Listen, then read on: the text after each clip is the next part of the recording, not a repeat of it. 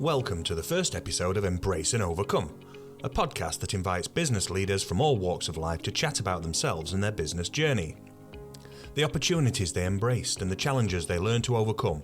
I'm your host, Ryan Bracker from Gala Education and Marketing, also known as GEM. The point of Embrace and Overcome is to let our guest stories inspire our listeners to understand that you may face big challenges in your own business journey, but if you can learn to embrace them as opportunities, you may just find your own way to success however you get there. I'll also pick my guest's brains for nuggets of wisdom that can educate our listeners. My first guest is Dale Truelove of DTS Plumbing and Heating Services, based out of Rotherham, not far from where we're recording right now. Dale completed an apprenticeship straight from school and began to work for various businesses as a young man. However, 10 years ago, in 2014, he made the leap to start his own family business, which has gone from strength to strength over that time.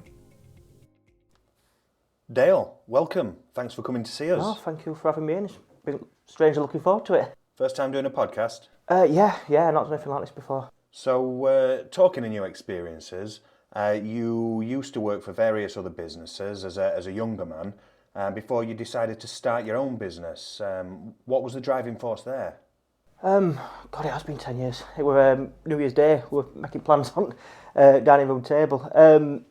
Well, long story cut short, I did my apprenticeship through my uncle. Didn't know what I wanted to do. My mum said, "You're not doing now, go and work with your uncle for a bit," and really liked it and took off. And he's had a small family business, and him and my cousin, who's older than me, were 2 years older, so I was kind of like third down at Rungan. Absolutely loved it, taught us how to do a job, really good job, but also instilled kind of looking after customers and kind of quality of work, pride in work. The only real downside were, as I kind of started, was 2008, 2009, as recession hit, and my uncle basically work struggled, dried up a little bit, which was a blessing and a curse looking back, because when you first start your apprenticeship and you're expecting to be kind of busy and working, I was pretty much, I've got no work for you today, nothing. So I learned to hustle and kind of go and cut grass to earn money or whatever, and kind of learnt that side of things pretty early on. Managed to stick through it, did my apprenticeship through my uncle, and then ended up working for a few other little similar sized companies contracting, and then I got a phone call from someone who worked with my uncle, and I did a bit of, he was like a mentor to me, and offered me a job for a bigger company, which at the time, when all you've done is kind of work for yourself, even from a young age, it were, oh, this is nice, company van and all kind of luxuries. And to be honest, the guy I was working for said, "Be careful, grass isn't always greener," and it's always stuck with me, because 6 months down the line, they want you to work as long as possible, get jobs done as quick as possible, and for as little money as possible. And it was kind of everything I'd been taught to do the job right. It was complete opposite. So at the time, I was 22, still living at home with mum, and I'd been doing a little bit of work on Saturdays, as you kind of do, and I'd started to get a little bit busier than what I could handle on a Saturday, and thought, you know what, this is the time to really try it. There's no risk. If worse comes to worse, my mum's not going to kick me out. So I never really looked back. It was pretty quickly went from kind of looking on Facebook marketplace and stuff like, well, not marketplace, but like local Facebook pages, but I need a plumber, tagging myself in it and doing little bits of jobs, to snowballing to kind of picking up quite a bit of regular work, and yeah, kind of took off from there. Like all word of mouth, like Dale does a good job, he knows what he's doing and he does it well. Yeah, that's it. I just learned, again, going back for working for my uncle, just learned that if you do a good job and you're just honest with people and do what you ask them to do and don't rip them off, they'll want to come back to you. And yeah, it kind of took off. Oh, well, there is definitely value in that. So you did say that you didn't feel like there was any risk, but was there, when you decided to turn it into a viable business, was there any fear of the unknown when you took that leap? Well, that's kind of the next step. So once I'd kind of done it, didn't really think of it as kind of starting a business. It's just kind of what I thought you did. You go with your plumber, you get a van, and you go and do your own plumbing work.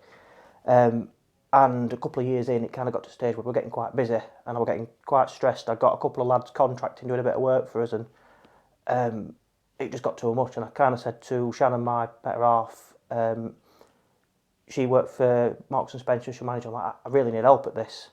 And it was that stage when Shannon left the job and kind of come in after we got a mortgage and we got an house.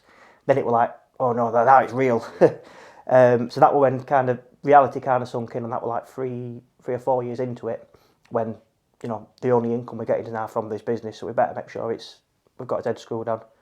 And for me, that was big change. Is I didn't look at myself as a plumber anymore. I was a business owner running a plumbing company, and it took a few years for that transition to happen. But that's kind of where, like you said, those doubts come in, and you have to really switch on. There's risks now, because before it were just doing the risks that you kind of first took on were, well, I bought a van outright. Like I said, my mum's not going to kick me out, so worst case, I don't get me spending money for a week. It went from that to now I've got mortgage, I've got to pay, I've got bills to pay, and now Shanna's left the job, so we've really got to do it. Yeah. So do you still get your hands dirty, or is it purely the business owner now? I still go out and do odd few bits. There's a few customers that I've kind of got a soft spot that I go out and help. But generally, as much as I'd like to, it's just I'm that busy dealing with day-to-day stuff, we don't really get a chance. So unless it's like this time of year when it's emergencies, I go and try and help lads out. But soft hands these days. So you mentioned that your uncle, for example, had the recession to deal with and those challenges. What have been the biggest challenges for you in your journey? The biggest one, to be honest, so there's been a few kind of learning curves along the way. So like I said, as we took people on, again, I was a plumber, so looking at numbers and kind of making sure we're profitable wasn't something that was instilled into me. Because originally, when you earn money, you pay your materials, whatever's left yours. Now you're paying wages, and that kind of took a bit of a learning curve, because you think, well, I'm paying him so much a day, as long as I cover that, I'm all right. When in reality, a business needs to make money. And then over the past few years, the big one's been managing cash flow, because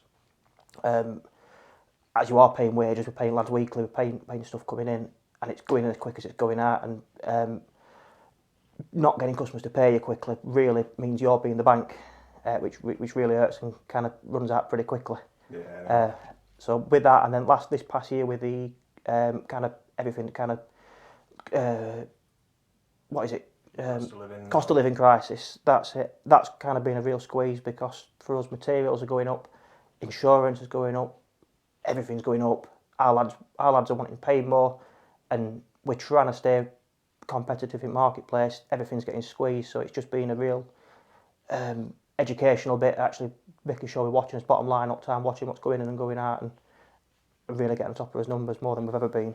So did the pandemic affect you in any way? There were plumbers. Were they the essential workers? Yeah. So originally, when it first happened, the closing doors and everything like that, because up until that point, everyone were like, yeah, it's not going to happen. We're taking it half seriously, and then they're like, no, everyone stay home. We were kind of sat in our living room going, well, what do we do? What's essential? What's not? And you kind of like, we didn't know, so we're like, right, anything that's not emergency leak, we cancelled. Some lads, we had a couple of lads working from. One was a single dad. He basically said, my kids are at home, I've got to go with them. So he pretty much left us on the day and said, we can't go. We had an apprentice that didn't want to work, so he furloughed, and we went down to bare basics. And then kind of as the months went on, we opened the doors a little bit, and then kind of as that first lockdown kind of come out, we were quite fortunate in the trade we're in, because people weren't going on holiday. We had a real boom, because everyone was spending money on the house, everyone was spending money on boilers, renovations, and we've really kind of rode that wave for the last couple of years. So although it was really tough in the first couple of weeks when we went from kind of cancelling all jobs, it really kind of catapulted us in some respects. So the business has been going for 10 years now, which is quite the achievement, and there's the stat that of however many new businesses fail in the first year. So getting to 10 years is quite the achievement. What do you think has been key to that success so far? Pure luck to start with, I think. Blind ignorance, like I said, first few years, I kind of look at it, although we will shout about being 10 years old, I kind of look at it as our business really started 5 years ago, when we kind of took it seriously and started building it. But it has just been that realisation for me that, coming from a plumber, I spent 4 years as an apprentice learning the craft. That teaches you how to do plumbing. Now, I was quite fortunate that, because I'd worked for my uncle, I'd seen the basics, and I kind of always taken an interest in business on a kind of really broad level, but I'd not really learnt the key fundamentals. And for me, it was just a case of saying, you know what, I'm no longer a plumber, I'm running the company, I'm going to learn how to do it. And that was a big changing point for us. A mindset switch from... Yeah, just having that. And like I said, for me, it was a case of, I used to always wear my work trousers even when I went into office because you kind of knew I'd be out, and it would change in that from right now. I'm not going to do that. I'm going to make it as difficult as possible. So I haven't got the excuse of, well, I'll go out and fix it. We've got to kind of use the lads and kind of build a business, and that kind of, although it hindered us in the start, really helped, and kind of being strict with that. That's kind of helped us build and kind of take it seriously. So, I mean, unless I'm mistaken, I feel like plumbing and heating maintenance, it's a vocation it's a classic manual vocation that's kind of immune to the rise of AI in terms of work being taken over. For example, in marketing, we have programs that are writing for us or creating videos for us and what have you. Are there any ways that you've embraced digital to help your company to grow and operate? Yeah, I've always kind of really loved technology. We've kind of tried to implement it along the way. So we've got a CRM system set up so we kind of manage as customers, and we started taking card payments pretty much as soon as we kind of got big enough to.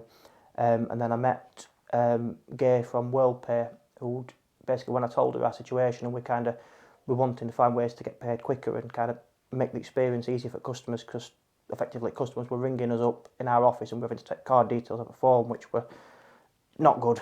And we were trying to be as secure as we could with it, but we kind of saw that as a difficulty for customer, difficulty for us, and a problem.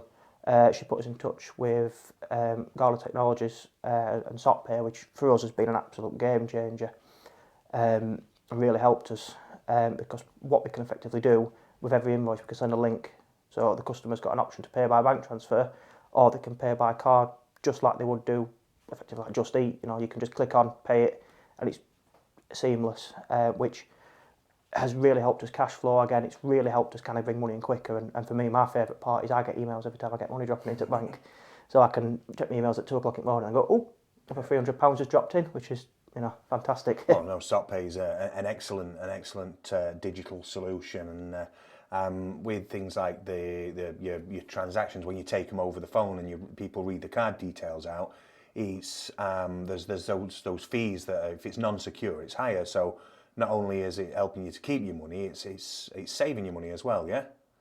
Yeah, and security is a massive factor. We're not having to kind of be audited and checked that we are dealing with these figures correctly, because effectively all we do is send a link out, customer pays, and that's all much as we have to do. So it's win-win for us. And then what was even better from them is they have absolutely been fantastic.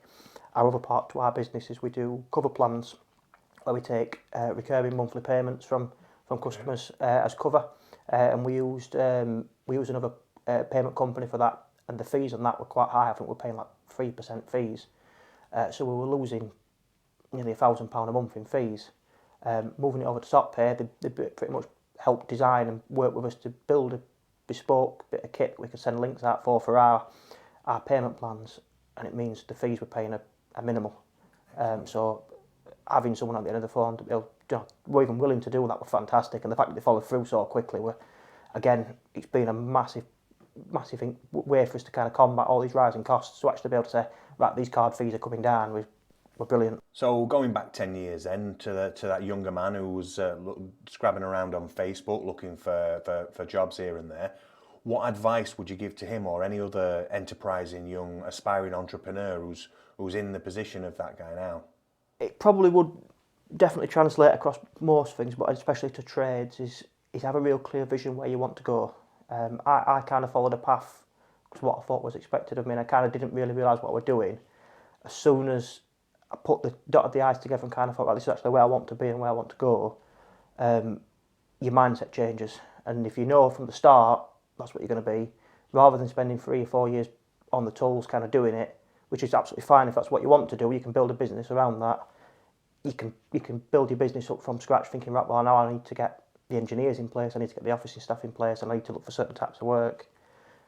So yeah, just have a real clear vision of what you want to be, and understand that it's probably not going to work out that way, but having any sort of plan and any sort of destination is better than just aimlessly wandering, really. That for me has been the big one, and just really just self-development, always kind of looking to learn and keep in touch with what's going off, because, again, like you mentioned about AI, it's not something I don't think is going to change how we do our job, but I certainly think in the next few years that it's going to change how people contact us, because if you can type into a computer, there's a problem with my boiler, somewhere along the line they're going to recommend a plumber.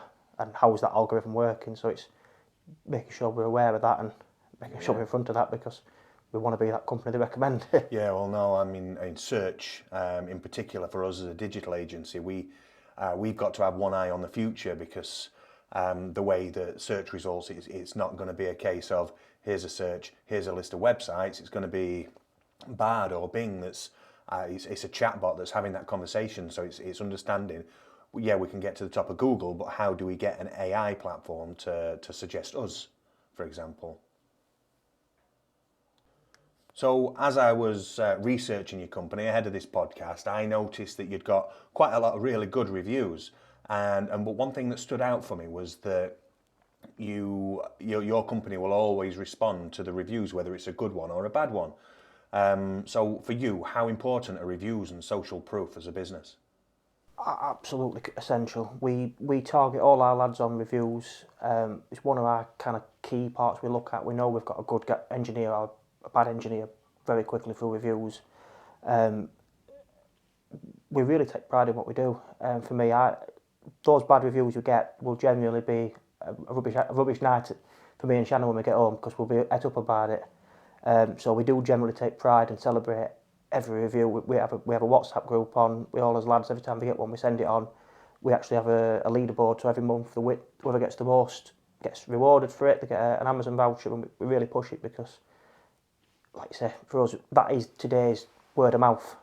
Even if you don't know, if you can see if a company's got 100 5-star reviews, perfect, you'd be a bit suspicious. But if they've got like 4.8, you can kind of see good and bad, and you can kind of see that we do genuinely care when things do go wrong. They do. I think it makes a big difference. So yeah, I think it is the classic thing of things can go wrong, but it's how you put them right that's important. So okay, brilliant. Well, now's the time for you. If you want to give your business a shout out in your own words, tell us what you do and what DTS Plumbing's all about. Yeah, so like you said, we're a plumbing and heating company based in South Yorkshire, North East Derbyshire region. We've been running for 10 years, which is, like I say, is quite a big achievement for me. I'm really happy about that. We cover everything from a small dripping tap, toilet not flushing, right up to a brand new, fully refurbished bathroom, new central heating systems. Really, really interested in the new renewable technologies. We're really pushing into heat pumps. And I'd also like to mention as well, just with the talk about the cost of living crisis, we offer a free heating efficiency check of your property, where I'll come out and kind of look for any sort of ways we can help improve it. And it's not all about us just saying you need a new boiler. We'll look at little things like, could you add curtains, which will kind of help keep heating, and little, hopefully handy tips that won't cost you any money but should save you some money. So yeah, if anyone's looking for us, just type in DTS Plumbing into Google, and like I say, hopefully you'll see his lovely reviews and his website. In the podcast notes there will be contact information and more information about your services, so we will definitely put that there for anybody that wants to go and find that information out. So Dale, brilliant, thank you very much for coming to see us. So brilliant, that was Dale Truelove from DTS Plumbing and Heating Services. Thank you once again for coming to see us, and Merry Christmas. Thank you very much, and Happy Christmas. My thanks to DTS Plumbing and Heating Services Director Dale Truelove for coming in to see us in this inaugural episode of Embrace and Overcome, a podcast that explores the challenges that business leaders face in their quest to build a sustainable empire. You can find Dale's company at dtsplumbing.co.uk, and if you have any inquiries, then give them a call on 01142 483 011. They have over 100 reviews on Google with some great feedback. Brilliant service from start to finish, friendly office staff and engineers. I'd have no hesitation in recommending this company. Responsive, professional, efficient, knowledgeable, expert, courteous. Say no more. Dale mentioned the company's recent acquisition of SotPay as their payment processing provider in this episode. If you'd like to secure your own card accepting processors with a PCI compliant cloud-based solution, then visit galatechnology.co.uk or call 01709 911 661. Finally, If you're a business leader, particularly from the Yorkshire region, and you'd like an opportunity to get yourself in to talk about your own journey, then get in touch with me by email to ryan@gem-online.co.uk or give me a call on 01709 911 663 and I'd love to get you in. I'll add the links, numbers and other contact info into the episode notes too, so don't worry if you missed them. Thanks for listening, I've been Ryan Bracker and I'll be Ryan Bracker next time too. See you then.